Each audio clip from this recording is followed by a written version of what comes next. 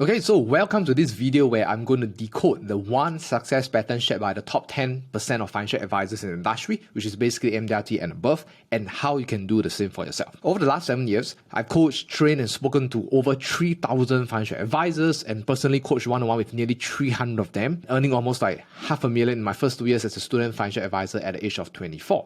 Right? So what I did was I analyzed the data through our CRM, our coaching calls, our one-on-one recordings, our interviews and the results, and through our community as well. And I literally discovered one pattern that all the top performing advisors have. So by the end of this presentation, you'll know exactly what is that number one success pattern, and more importantly, how to apply it in your own advisory business. Here's what we're going to do. Now, number one, we're going to talk about what is the number one success pattern, why it matters, and more importantly, how you can exactly apply it in 3 simple steps. Okay, but first we have to define what it means to be successful in this context. Okay, and basically it just means any individual who achieve MDRT and above, right? So MDRT, it could be 2 rounds, it could be COT, TOT, so on and so forth. So again, after analyzing hundreds of advisors' business models and really diving very, very deep, I realized that it's not about mindset, it's not about limiting beliefs that they have, estate planning, size of their warm market, support from agency, education background, grades, desire, willing to do well. It's not about all these things, but rather the number one success pattern that they follow has a lot to do with what I call the advisor's hierarchy of identities. Okay, so basically your question right now could be, okay, so Ben, what is the advisor's hierarchy of identities, right? So basically it is the adoption of the various identities that produces the right behaviors for success in the advisory space. Okay, now to put it in layman terms, think of it this way. Think about every identity or role that we adopt or we accept or we have comes along with a set of behaviors, right? So to give an analogy or example for this, which is if you are a smoker, and let's say you take on the identity that you think or you believe that you are a smoker, you will have the set of behaviors of smoking, right? You will have the behaviors of buying the cigarettes, buying the vape, going to smoke, and taking out the thing, right? So you realize that the moment you label yourself as a smoker, it will come along with the set of behaviors, right? Now, if you are a non-smoker, on the other hand, you will be feeling okay, you probably won't smoke, right? And if you believe that you are a non-smoker and then someone asks you to smoke, you might feel a bit uncomfortable and you don't feel like it's really right to begin with. If you are obviously a mother, you'll do mother things. If you are Singaporean, you'll do Singaporean things, right? Whether it's Singlish, and the way we behave, right? So this is what it means, at the most simplest term that I can break it down, which is every identity or role comes along with a set of behaviors, right? So likewise over here for advisors or in the advisory space. And in the advisory space, there's really 3 different identities that you will take, So the first one is a salesperson, number 2 is an advisor, and then number 3 is a coach. These 3 are the identities. It logically follows that they also have a set of behaviors that they follow, right? So activities and behaviors, if you're a salesperson, you'll prospect and sell. If you're an advisor, you'll plan, advise, and recommend. And then if you're coaching, if you are a coach, and basically this is where you're either a very, very high level, seasoned veteran in the business, or usually you're a manager, director, where you start coaching other people, right? This is where the activities is you train, coach, and guide, right? So these are the 3 levels of identity, that all the advisors follow, right? Or at least the successful ones that we decoded, right? So first of all, they will definitely be a salesperson first. And a salesperson, what they do is to prospect and sell. And then once they get a good sense of selling, and then they'll start to, go up to really being an advisor where they really plan, advise, recommend, and then eventually go up to train, coach, and guide. The problem, if you see this purple circle that I highlighted, right? The problem is that, and this is also, again, if you think about it, if the number one success pattern is that the salespeople, or rather financial advisors, right, follow this path, which is sales first, advisor, and then coach. It also means that those who are not as successful, right, usually skip the step of becoming a salesperson. So they don't try, or they really don't accept the whole idea of prospecting and selling. And more importantly, they try to skip this step and think that they're advisor, and then they care about planning, advice, and recommending. While this is not necessarily a bad thing, it's just that it's a lot more harder, right? Because the truth here is that how we are being compensated in this industry is based on the very fact that we have to prospect and sell, right? So, like I mentioned, all the successful advisors follow a path of being a salesperson first, then becoming a financial advisor, right? And the priority is to prospect and sell every single day, and then the planning comes later, right? And once they don't have too much of an issue with prospecting and selling as a salesperson, in other words, meaning to say that they are fairly confident and competent in able to meet people and also generate sales as and when they choose to, then this is where they evolve into becoming a financial advisor.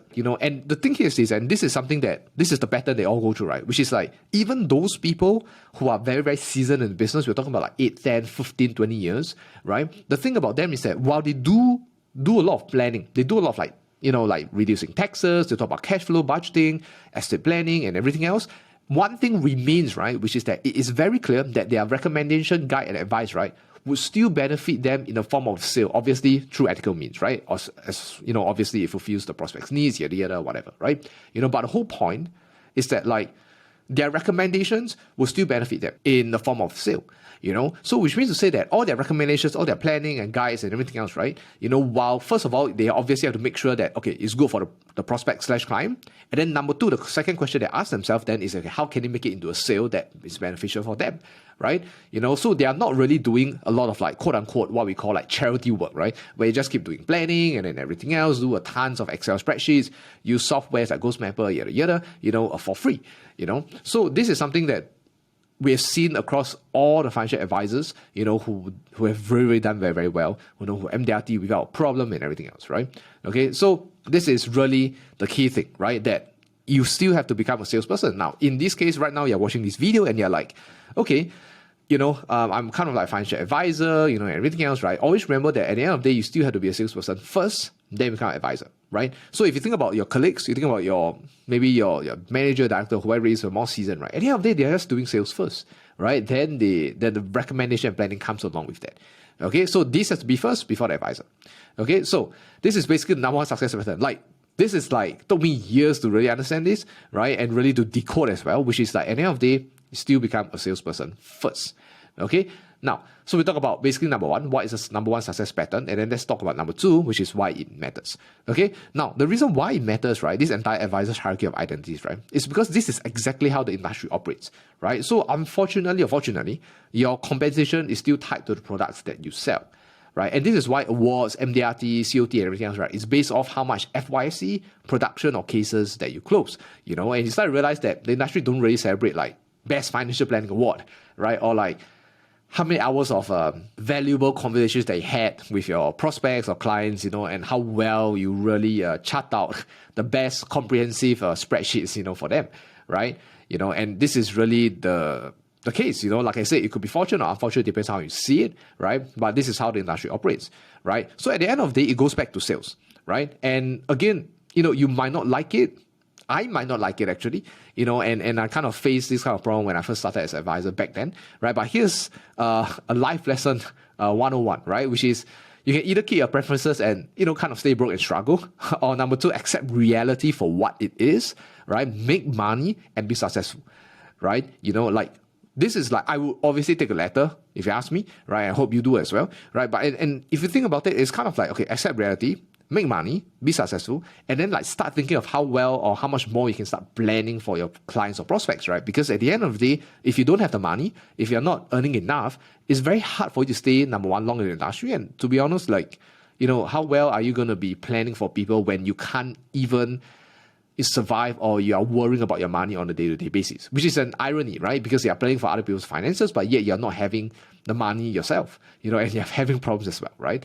So the bottom line, if you want to be successful, you want to get MDRT, COT, everything else, right? At the end of the day, you must adopt and accept the identity of a salesperson, right? The sooner and faster you accept this, the greater and faster your success will be, right? So I have people that we have coached and trained, right, who have literally got like 2 MDRT in like 7 months, right? Or like 6 months even, and the thing about them is that like they just accept the reality that, what, my goal is to prospect, my goal is to sell in the most ethical way ever, and also what's best for the client, right? That's literally their quote-unquote mindset, and this is really the attitude by which they approach their business, okay? So what happens if you don't follow, right? I mean, you make less, not more. You make less commissions by not understanding reality, right? Your life will be on hard mode. You're not going to earn as much money. You can't last long here. And I think the last one, which is really more like disempowered, right? Where you feel some form of indignance, unfairness and unjust, right? Because sometimes, we've spoken to so many advisors and, sometimes they were telling me or they kind of share with me their frustrations, which is, they do a lot of planning, right? They care a lot for their prospects, they care a lot about their clients, they actually do a lot of spreadsheets, a lot of planning that honestly, like, they should totally get paid. They would probably do well in an advisory fee-based model, right? But the thing here is that, the truth is they're still not earning as much money, and then they see some other colleagues, right, who don't even care much. They just go and sell and everything else, right? And then they do COT and everything else, and then they start thinking to themselves, they start feeling a bit of sense of unjust and unfairness, right? Which is these people don't even plan for the clients, and yet they can do so well and more money than me, and I do so much, but then I don't get as much compensation, right? And I think at the end of the day, it's also a thing about the very fact that someone earns more money than us means that they're probably doing something right, or they're playing the game well, So at the end of the day, the truth here is that our compensation is still tied to products, right? So you gotta prospect and sell if you really be successful here, right? Then from there, think about how you can plan or reinvest into really making the practice even better and really, really helping our clients along the way as well, right? So at this point in time, we covered two things, right? Number one, what is a success pattern? And then number two, why it matters, right? Now let's talk about how you can apply in 3 steps, right? Because that was really kind of a big overview of what advisors, successful advisors follow in terms of their pathway, right? And we talk about why it matters. Let's talk about how we can apply it. Okay, so let's talk about number one. There are 3 ways, right? The first one is 3 simple steps, right? The first one is master the 3 money skills. What I mean by that is very simple.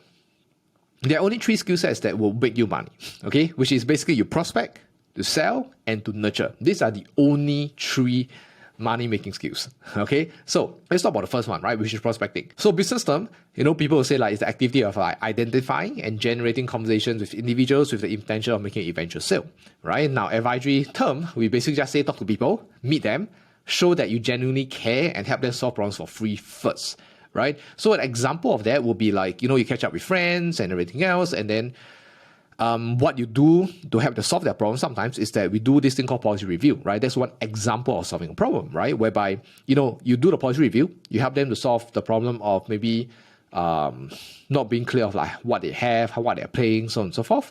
And honestly, if you think about that, after you do all the entire policy review spreadsheet and stuff like that, you still do not get paid, right? You might be able to help them identify shortfalls, identify how much they're overpaying, for example, but you still don't get paid yet, but actually you solve the problem, right? And how you get paid after that is by, having that transaction of, selling them certain policies or helping them to restructure, so on and so forth, right? So at the end of the day, when it comes to prospecting, this is really how it is, right? Talk to people, meet people, show that you genuinely care, and help them solve problems for free. Now, I'll give you a layman term for this, which is basically reach out to people to get a catch-up, service, or opening appointment, right? So catch-up is basically, very simple, coffee chat, yada, yada, right? Just genuinely building relationship and caring about them. And then number 2, then it's about service, right? So service to us, at least, it just means that, okay, how can you help people solve their problems? Whether is it a policy review, whether help them to calculate their BTO taxes, not BTO tax, BTO down payment and everything else, SRS and everything else, right? Or maybe even get an opening appointment straight. Sometimes there could be passive inquiries or referrals that comes in, right? So that's the first thing, right? Prospecting. Now, secondly is selling. So business term, I love this, which is basically solving a problem with an appropriate solution in exchange for money, right? Advisory term, sell concepts, sell yourself, sell product, right? This is basically the 3 things that you got to sell when it comes to selling, right? You got to sell the concept, which is sell the idea, of why insurance is important, what is it all about, same with investments, wealth accumulation, so on and so forth, right? And then you got to sell yourself because insurance, investments, all the products are commoditized. And the key thing that separates you from other people is really just about yourself, right? How you appear, how you deliver, how you present yourself and everything else, right? And obviously sell the products. Okay, now in layman term, get them to buy, right? Get them to buy. Okay. So if you think about going back to prospecting, which is you reach out people to get a catch-up service or opening appointment, right? You help them solve their problems and everything else. And once you help them do that, then you want to think back to yourself, which is, okay, now that I know how I can benefit and value add to them, the second question I ask myself is, how can I have this, what's in it for me, right? There's always 2 questions that we ask, right? The first question is, how can we value add to other people first? Meaning to say value add, meaning to say solving a problem that they want to solve. And then number 2, once we kind of know how we can solve it, the second question we need to ask ourselves is, how can we benefit from this, right? Because at the end of the day, the world works, it's largely transactional, right? This is literally how the world works, and there's business needs to be transactional, right?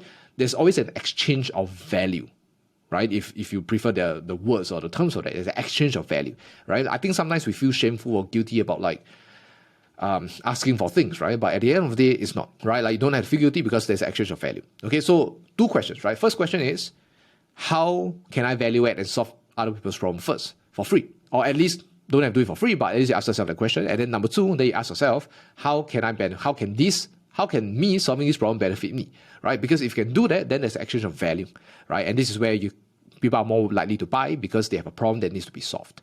Okay, so the first 2 are the more common ones. The third one is something that most people don't do, right? Which is nurturing. Okay, so business term, which is establishing a relationship with potential prospects or clients towards a sale, right? So this is where, sometimes where you go back to, this is typically happens in the sales process where you have people who do not want to buy from you at this point in time. They say, let me think about it, or they say like, hey, maybe catch up with me 6 months later, yada, whether it's a prospect or existing clients. And then what happens is that, you want to nurture them, right? And nurturing is kind of like the process in between. It's like they say no at the beginning, and then you want to nurture them, you want to have more relationship, care about them, and everything else that eventually leads to opening and a sale at the end of the day, right? So this is what other people would kind of call it like follow-ups, right? I think there's more common term. There are nuances between follow-ups and nurturing, but usually, if it's easier to kind of think of it, it's kind of like follow-ups, right? Okay, so advisory term, very simple.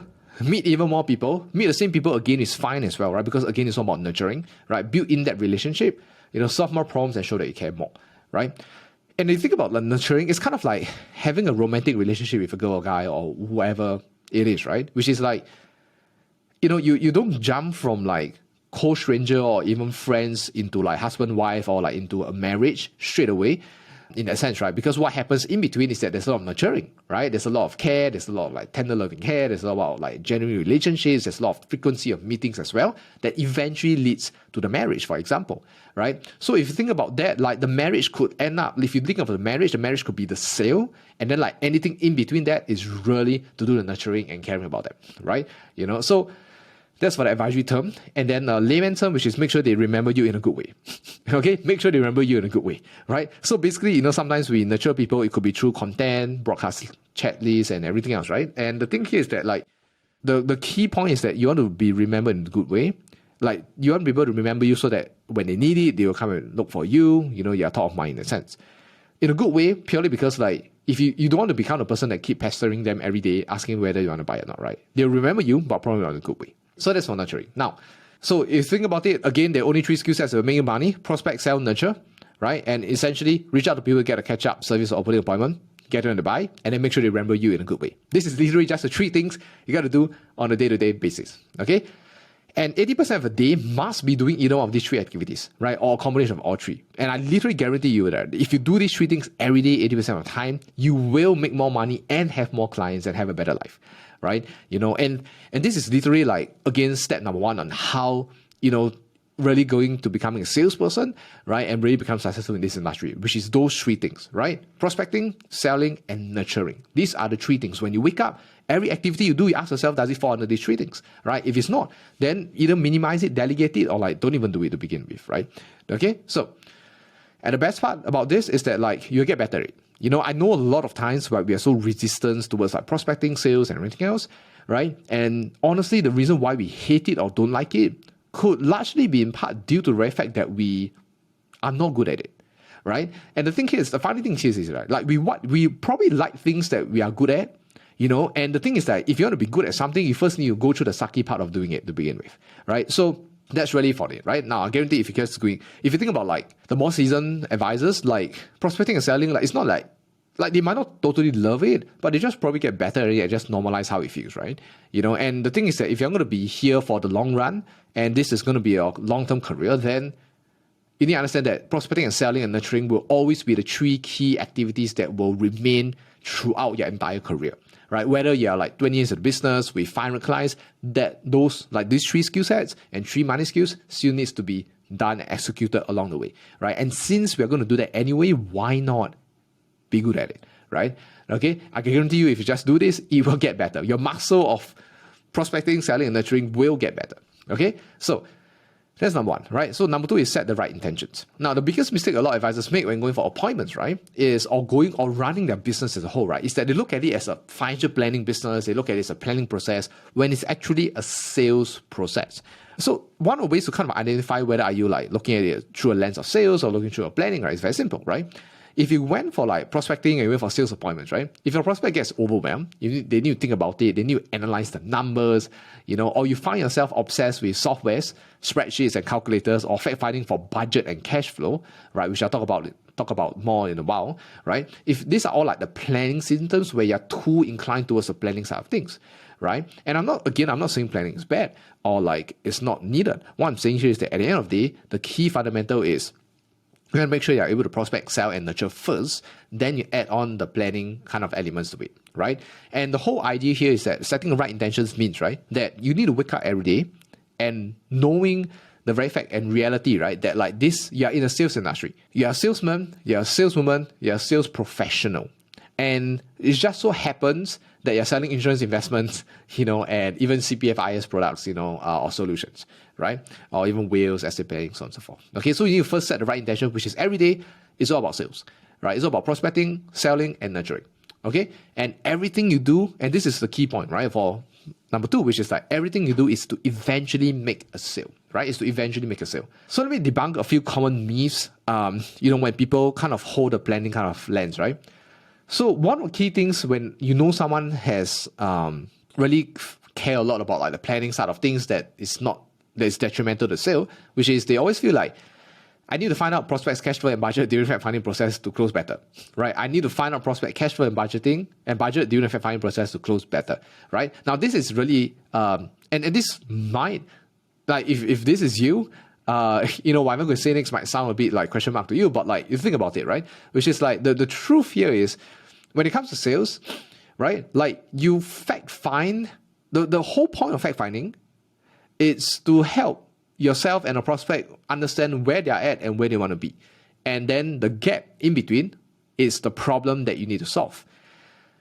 A lot of times, however, people try to find the prospect's cash flow and budget because what they're really trying to do is not sales. What they're trying to do is financial planning, right? So if today this person is really a client and you're really trying to plan things out for the next 20, 30 years for this person, like really in depth, then it makes sense, yes, and you find out your cash flow, your budget, and everything else. But when it comes to sales, the prospect's cash flow and budget, right, at the beginning doesn't really matter, right? Because what you want to find out when it comes to fact-finding process is trying to find out the gap, on like where they want to go. So the reality here is this, right? Which is that your prospect's cash flow and budget is only needed when you're attempting to close or handle objections, right? So let me explain what I mean.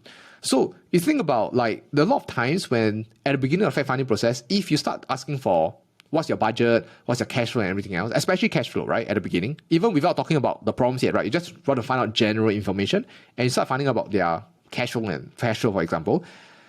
The problem with that, right, is that two things. Number one is that if the prospect says that, I'm good, I have my cash flow surplus, right, every month, is that I'm able to save $1,000 in free cash flow every month, right, surplus, right, that goes into the bank account every single month, $1,000. And a lot of times is that a lot of advisors think that, okay, if this person has a budget or cash flow of $1,000, their assumption they are making is that whatever their recommendation, whatever they want to do, right, is based on that $1,000, right? But that's not really, that's a bold assumption. Because just because someone has $1,000 in free cash flow does not mean that it's the budget that they want to allocate or that they can do, right? Like sometimes someone has $1,000 cash flow, free cash flow, but their budget or like what they truly want to allocate could be $200. Right, at the end of the day, or they might not even allocate a single dollar to insurance and investment because they might not be able to see the importance of insurance and investments to begin with, right? So the truth here is that like someone's cash flow, right, doesn't really matter at the beginning because like they don't, unless they see the need or they find the problem is huge and painful enough, then the money will come up, right? So you want to think of like what's the problem first, how painful it is, then how much money is needed, then your prospects will automatically allocate the kind of money they're willing to spend on to solve this problem. If you reverse it the other way, which is find out how much money they have first and then create a problem after that, right, usually it doesn't work out, right? So that's the first thing. Second thing here is this. If this person's only got if this person says that only got $50 a month in cash flow, then what's going to happen? What's going to happen, right, is that you get price anchored Because now all your recommendation, your sales process, and quote unquote, like kind of your financial planning process, right? It's all screwed because now you're like, shit, $50, I can't do much, right? And your planning revolves around at $50, and that is just screws up your sales, right? So at the end of the day, right, you don't need to find out about the cash flow and the budget at the beginning of the fact finding process. You need to find it out, when you're about to close, right? And once you're able, or when someone has an objection, right? So that's kind of a big idea, because the thing here is that you need to understand how people buy. People don't, especially from like consumers, like individuals, they don't really have too much of a big budget, or don't have really too much of a thing of like budgeting, I'm going to spend $10,000 every year on insurance, right? Especially when it comes to insurance. People don't usually have a budget for that, right? It's usually kind of like, hey, they realize that this problem, this is painful, and they realize, hey, you know what, this makes sense, I'm willing to take out the money. Now, where the money comes from doesn't matter, right? Because like they don't even know, but they probably try to find the money, right? If a problem is big enough and it's worth solving, right? So that's the reason why a lot of advisors, their sales process gets screwed over here, because like, if you start asking for cash flow budget, this is really the worst, right? And I think Dr. Sanjay Tonani used to mention this before as well, right? Which is like, you don't need to find out about cash flow budget or whatever it is at the front, right? All you need to care about is helping them understand the concept, the problem, and pain. And then after that, the budgeting and everything else that you can work according to your budget after that, right? After they realize the problem and pain, or what they really need to begin with, okay? So, I mean, the same thing with when you go to a doctor, just to elaborate a little bit more, right? Which is like, the doctor is not going to ask you like, the doctor is probably going to fact find to find out what's your problem and pain. They're not going to fact find how much money you have, right? They're going to find out what problems you have, how painful it is, what are the solutions needed, if it's just a simple medication or surgery, and let's assume it's a surgery, and then they will start giving you options based on how much income or how much money you can afford, right? So you realize it's the other way around. They find out problem, pain first, then talk about money later, okay? Number two, again, setting right intentions, right? Is about, I want to debunk the common myth, which is number two, right? Which is like, the more info I send my prospects and bombard them in spreadsheets, planning details, softwares that help you project cash flow, helps them project cash flow, the more certain and likely they are in buying.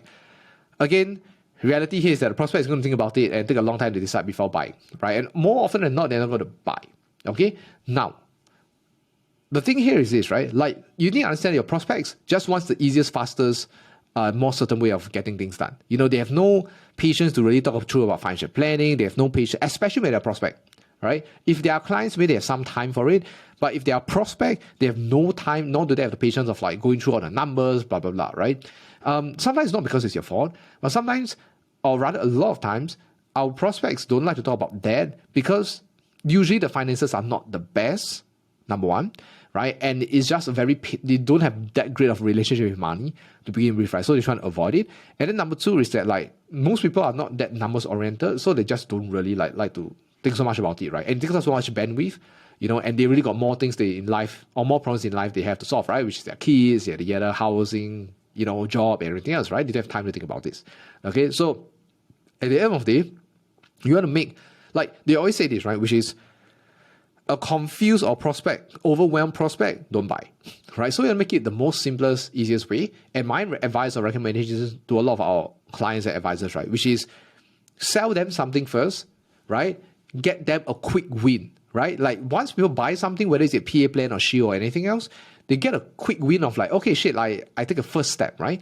And then they take another step. Then from there, once you become a client, then they start talking about planning, budgeting, cash flow, and everything else, right? So you want to kind of think through that lens of like how to reduce the resistance for a prospect, to really do their financial planning, right? Which is to buy something first, make one small progress, and then talk about the more heavier or more complicated stuff later. Number three, this is the big one, right? Which is a lot of advisors feel like, okay, I feel fake for catching up with my friends or talking to them because eventually I want to sell them something, right? And they feel like not genuine, okay?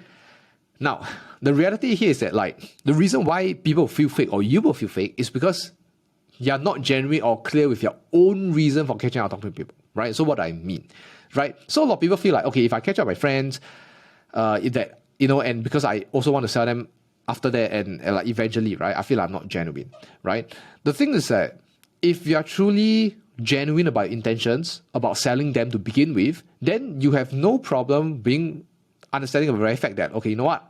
The reason why I'm doing a catch up is because I do want you to become my prospect or become my client at the end of the day.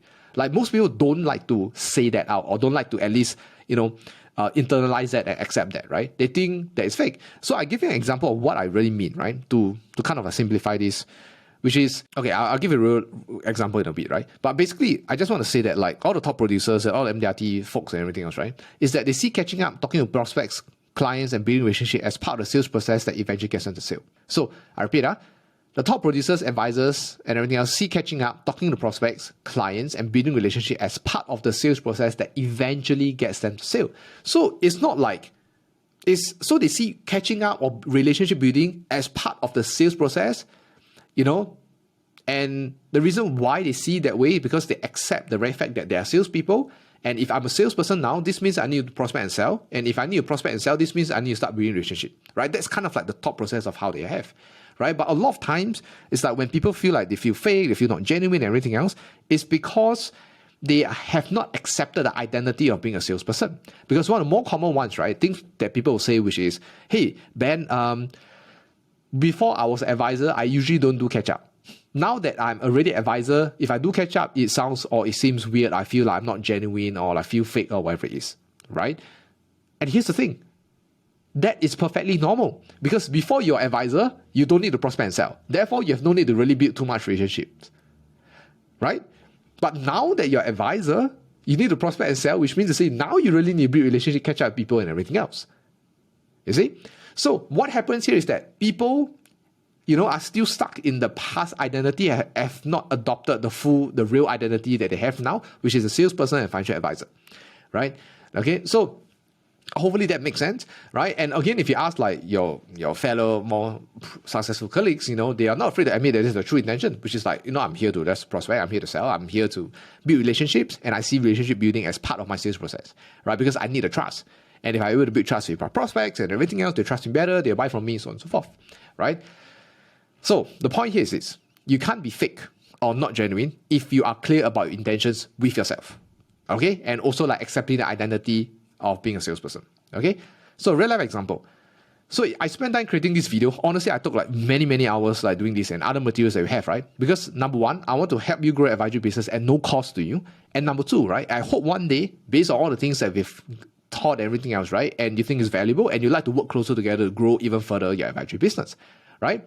And this is like very upfront. Like if you see some of my videos and everything else, like we are very upfront about it, which is like, I want to help you grow. I want to give you a lot of value. And I hope that one day we'll go closer. That's the intention, right? And the thing here is this: just because I have my selfish intentions, because of running a business and everything else, right, does not mean that I'm not genuine in creating these trainings and videos. I'm not trying to be fake about it or whatever it is. I genuinely want this training and I put so much effort because I really want it to help you grow, right? So you see, it's that I can be genuine and yet at the same time also do have my selfish intentions or outcome at the end of the day, right? And you think about it, I'm very clear. Like I don't feel fake or like I've no like worry about you thinking or judging me or anything, because like I'm very clear about intentions and like just literally being very, very real with you, right? So that's kind of like, if you're truly genuine about your intentions and very clear about it, and sometimes if you need it, you let people know about it, like then you have nothing to fear, right? Because a lot of times we feel not genuine or feel fake or have all this fear because like we are just afraid of judgment. We are afraid of criticism, right? And I think if you own and take total responsibility over the way you do your business and about your intentions, I think like it's a lot easier to move forward as well, okay? So always remember that one fundamental point, which is like all humans behave from a place of self-interest. Okay, so relationship, service, products, whatever it is, right? Like your businesses exist because to earn a profit. That's the only reason why business exists, right? Then the intangible side of why business exists is they want to provide value and basically make a better place, right? So there's always kind of like two reasons why people do things or why humans do things, which is number one is more of a noble, intangible reason like purpose and everything else, make a better place.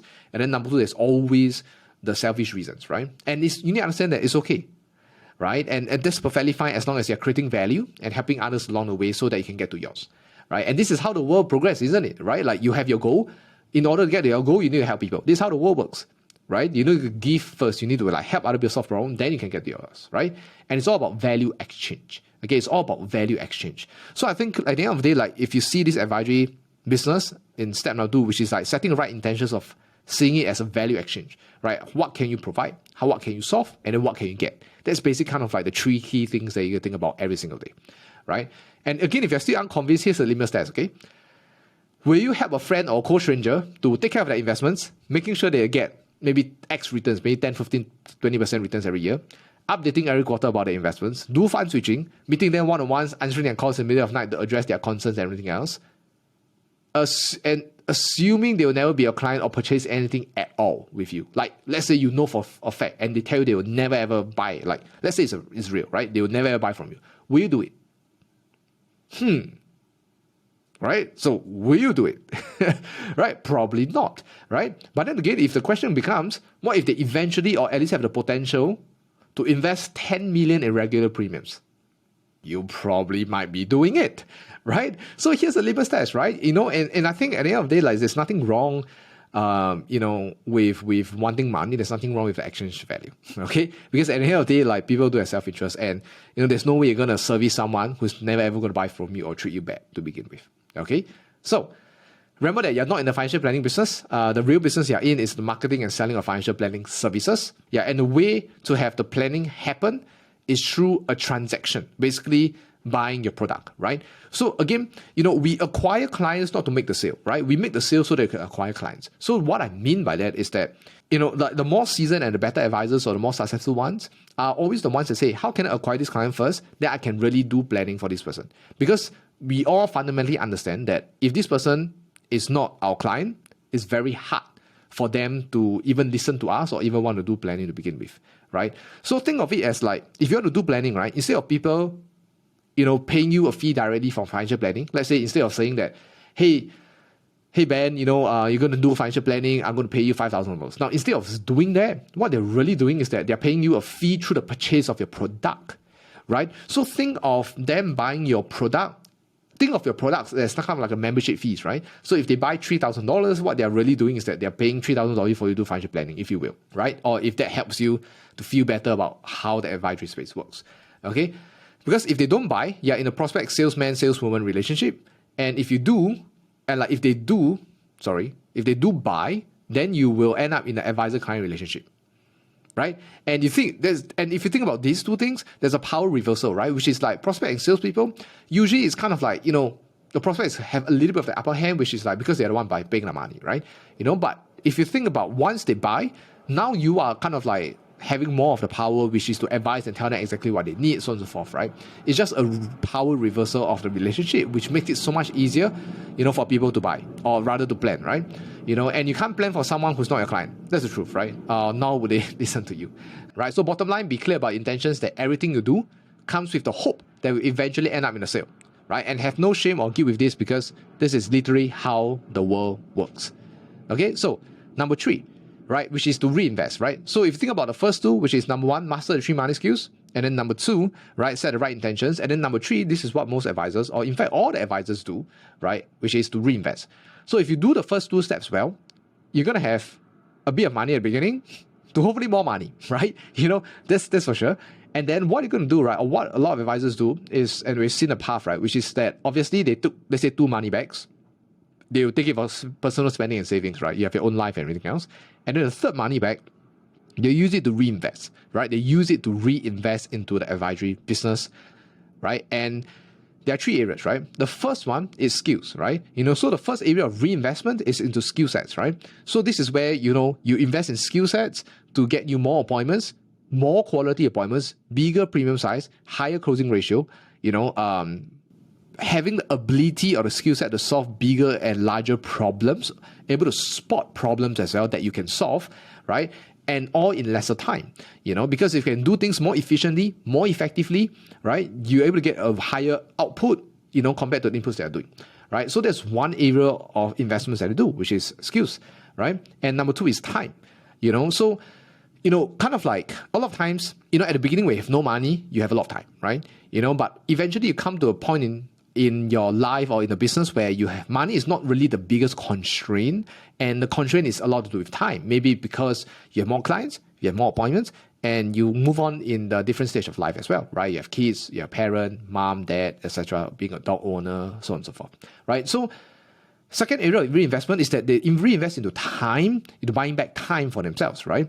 And how they do it is that whether they go for coaching, they go for courses, systems, they buy services, expertise, and everything else, right? Where, they get they buy back like, let's say 50 hours of time, and maybe just paying 10 grand for it, right? And let's say that 50 hours is, they probably can earn another 50,000, for example, right? So you're exchanging kind of like 10K for 50K, and that's totally a worth of time, right? And this is also one of the main reasons why I invested nearly 400,000 in the last like 3 to 4 years, right? Purely into coaching, masterminds, programs, and everything else, because I'm buying back time and I'm investing myself in skill sets at the same time, right? So that's the second one. The third one is then they reinvest into assets, right? And there are really two types of assets. First is people, second is intangibles, right? So people are assets, okay? And you might argue, disagree, but people are assets if you hire the right people and you're working with the right people, right? So there are two types of people or two types of assets, right? When it comes to people, which is number one, basically you become a manager, director, where you start growing your team, right? And that's where you start investing into people, investing into their future and everything else, right? Which eventually gets you buy you back more time and get you more money eventually, right? So that's one of the reasons why people go up to management and directorship. Now, the second one is then if you do not want to be in management and everything else, then you become a personal assist. You hire a personal assistant, right? Where you buy back your time and do all the administrative side of things. Okay, so that's really the two types of assets. Two types of people assets, and then the other one is the intangible assets, right? So this is where like you're building a brand, you have a website, you build more lead magnets, you do more content, have IP, right? Intellectual property frameworks, that belongs to you and you only, right? And these are all assets, that's gonna help you build your business, earn you more money, save you more time and everything else. Okay, so basically, just to summarize, these are three areas of reinvestment or investments, which is skill sets, right? Prospect better, close better, content building, more efficient, effective, tools for maybe opening more appointments. Like if you think about like estate planning, wheels and everything else, yes, it is a service, but yet at the same time, again, if you think about from a lens of sales, it's just a tool for opening up different areas for your prospect to buy into, right? Or help them to unlock certain parts of their money, right? And basically having better worldviews, time, of course, causes, proven systems, coaching, and then assets, right? Which is like, two types of assets, people, intangible, PA, team, services, lead management, website, brand, content, right? And all three leads you to these couple of things, right? Which is like, first of all, everything gives you leverage, right? And why is leverage? Because like you're able to do more appointments, more, better, and new, right? Like you're able to do more of these appointments. You're able to close better, close bigger case sizes, right? That allows you to basically do newer things or like reinvest yourself into expanding into different types of services, right? Which eventually lead to just a couple of things, right? Which is more money and better services for clients, right? Which is actually a good thing if you think about it, right? So bottom line, number one, keep some money for yourself. Number two, reinvest the rest back. And because the biggest and highest ROI you can ever make is in yourself and the business, right? And trust me, it's better than the S&P 500 or like the Amazon stock, right? People always talk about crypto, people talk about all these things, right? But let's say you talk about Amazon or even like Apple shares and everything else. Yes, sure, it could be a 5x, 10x, whatever it is. But the key thing that people don't think about is that like the return comes along, like ROI comes along with time, right? So if you do a 1000% return over 10 years, sure, you get a 1000x return, but then it's over 10 years, right? But if you're able to learn a skill set here, right? You invest, let's say, $10,000 in a skill set, and you're able to earn 100 grand in the next 6 months, for example. You literally 10x your investment in 6 months, right? So this is why like skill sets, especially in a self-employed industry, investing in yourself is the biggest ROI or biggest investment you can ever make, right? And again, like I mentioned, this is the same reason why I invested nearly 400,000 in coaching programs, mastermind, skill sets, and everything else. And it's really the best ROI you can make. Which is basically to learn how to earn more. Okay, so at this point in time, we've covered what is number one success pattern, why it matters, how you can apply in 3 steps, right? And basically now you know the one success pattern that the top 10% financial advisors have, which is the MDRT, COT, so on and so forth, and how you can use it in your own business. Okay, and now it's time for you to apply it. So if you found it useful, do share this video with your colleagues and friends or whoever it is so that we can really help more advisors, reach more people, impact more lives, and earn more money. Okay, I hope you enjoyed this video, found it useful, and I'll see you in the next video.